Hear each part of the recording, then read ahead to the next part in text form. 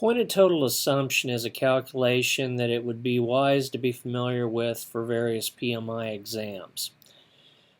I remember when I was first exposed to this on a Yahoo or Google group or something over a decade ago, and what we used to see then was basically like defense contractor and government or military, not buyer and seller. And nowadays we see a lot more buyer and seller in elaboration on this on the internet. But what this is, it's going to sound a little weird, and as a result of going through this, don't be surprised if you feel like it's a pain in the assumption instead of a pointed total assumption. But basically, if we have a fixed price incentive fee contract, you can use a pointed total assumption to basically share in cost overruns. So let me clarify here. Fixed price incentive fee generally would imply that we have a fixed price, like it's not going to go more than this, but if it does, then we have a calculation that we can use to figure out how that overrun gets split or shared. So I had a student in class once, an accountant, say, "Who would ever do this?" And her CFO, Chief Financial Officer, was in the room, and he goes, "We do this all the time." And I thought, I'm listening. That was the first time I ever ran into anybody that had actually done it in reality.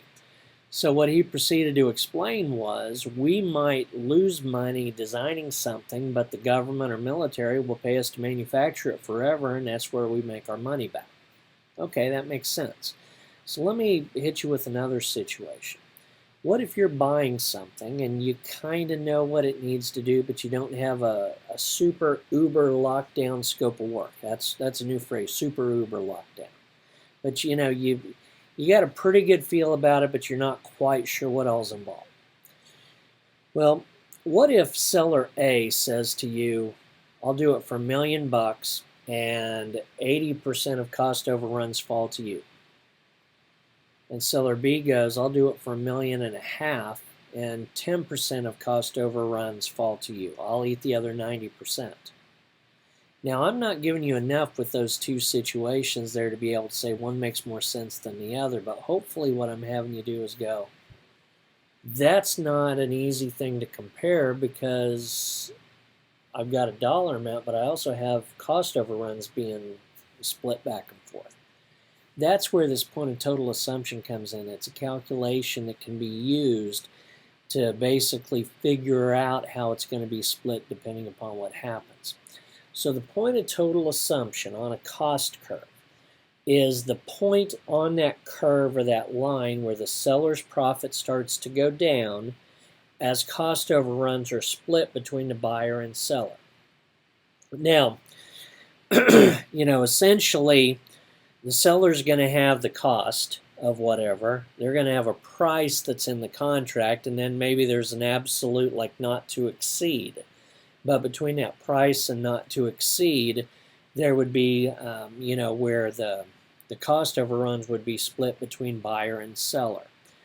And so let's walk through some numbers here and see how this works. Now, again, the purpose, it's where the seller's profit starts to diminish when taking into consideration the share ratio on cost overruns. So target cost, for example, we expect the work to cost $1 million for the seller to do. The seller expects to make $200,000, thus a profit margin or ratio of 20% of cost. Price is cost plus profit. So you take a look back there, $1 million and $200,000 is $1.2 million. Now ceiling, this could be interpreted a variety of ways, but basically this is the absolute maximum that the buyer will pay. So before this point, cost overruns, basically anything above the target price, but before or below the ceiling price, cost overruns, this formula allows them to be split between buyer and seller. So if I'm the buyer, no matter how crazy the cost overrun, I know I'm not going to pay more than $1.4 million. In a perfect world, I'm going to pay 1.2 million, I guess you would say, because we wouldn't. That's kind of the floor. We wouldn't expect the price to be below that. But if the price ends up being above 1.2 million, that's where you start to split cost overruns between buyer and seller. Now remember the share ratio and the BS factor, not bull whatever, but buyer seller, buyer seller. So if there's two percentages, they have to equal 100%, and if they're anything other than 50-50, you could accidentally flip them around. So remember the BS factor, buyer, then the seller. So the first percentage goes to the buyer, the second goes to the seller. Now, the point of total assumption then is that point, like I said, in a cost curve where the seller's profit starts to go down. And so if we look at the calculation here, we have a ceiling of 1.4 million. We have an expected price of 1.2 million. So basically we could say 1.2 million is the floor because we don't expect the price to be below that. But we also don't expect it to be above 1.4 million. Now we take that 1.4 million minus 1.2 million, divide that difference by our buyer's share of 0.7. We add that to our cost, and basically 1.285 million, every penny above that, the seller is starting to lose profit. And then the theory is if you get to, I don't know, I've heard it a couple of different ways. I've heard some people say, in this case, 1.4 million, the seller, or the buyer, I should say, the buyer will pay no more than 1.4 million. I've heard some say everything above 1.4 million, the seller is encountering a loss. I tend to believe more the first than the second of that because there's a lot of moving pieces with the numbers here. But essentially, the buyer is going to pay at least 1.2 million. They're going to pay no more than 1.4 million. And basically everything above $1,285,714.29, everything above that, the seller is continuing to lose profit, if you will, on the work.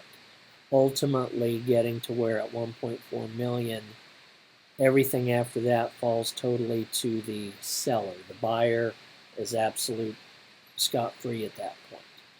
So that's how this works. If you take it for the basics of what it is, it does make a lot of sense. It's just the fixed price incentive fee part sounds a little weird because fixed price sounds like it's a cap. And the cap in this case is actually the ceiling part of it. So anyway, hopefully this got you some good information. Feel free to plug some different numbers into this formula you see on the screen to just reinforce it. We've got some additional questions with our exam sim app and things like that where you can calculate this and what have you.